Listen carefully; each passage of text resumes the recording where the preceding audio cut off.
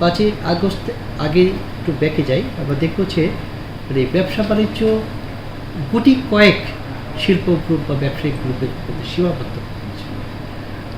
বেশিরভাগ নীতি সহায়তা সরকারের বা আর্থিক ব্যাংকগুলোর থেকে আর্থিক সহায়তা সবই যেন তাদের কেন্দ্রিক হয়ে যাচ্ছে। তো সেখানে ক্ষুদ্র মাঝারি এই ধরনের শিল্পপতি বা ব্যবসায়ীদের টিকে থাকাটা অসম্ভব হয়ে যাচ্ছে।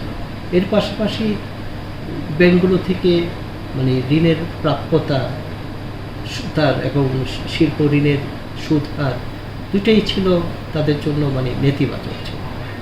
তারপর বৈদেশিক মুদ্রার যে ভোলাটিলিটি আমরা দেখলাম যে তারা এলসি খুলেছিল সে 84, 85, 86 টাকা ডিফার্ড এলসি হবে, যখন পেমেন্ট দেওয়ার সময় হলো তখন সেটা 115-20 চেয়ে। দ্যাট ইজ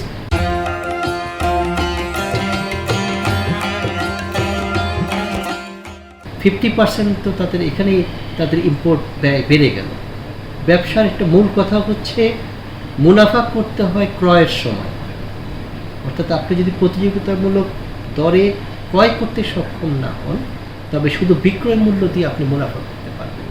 কিন্তু ব্যবসায়ীরা যখন তাদের আমদানি ব্যয় মেটাতে গিয়ে আমদানি ব্যয় 50% বেড়ে গেল, স্বাভাবিকভাবে বাজারজাত করার সময় রিফাইন্ড পণ্য তো 50% বৃদ্ধি দরে বিক্রি করা সম্ভব হয় না, যার ফলে তারা অনেকেই খেলাপি হয়ে গেল কোন সেন্সে যে তারা যেই ধরনের মুনাফা এক্সপেক্ট করেছিল তা করতে পারেনি এবং তা না করার কারণে তাদের পক্ষে ব্যবসা পরিচালনা করা এবং ডেট সার্ভিস করা সম্ভব হয়নি।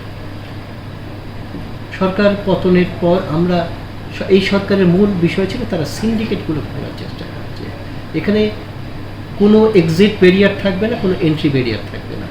ব্যবসায়ীরা আসবে, তাদের জন্য সকল ধরনের লেভেল প্লেইং ফিল্ড নিশ্চিত করা হবে। যারা ব্যবসা করবে, যারা টিকতে পারবে না তারা চলে যাবে, টিকতে না পারলেও কেন পারছে না সেটাও সরকার যাচাই করে দেখবে, প্রয়োজনীয় নীতি সহায়তা প্রদান।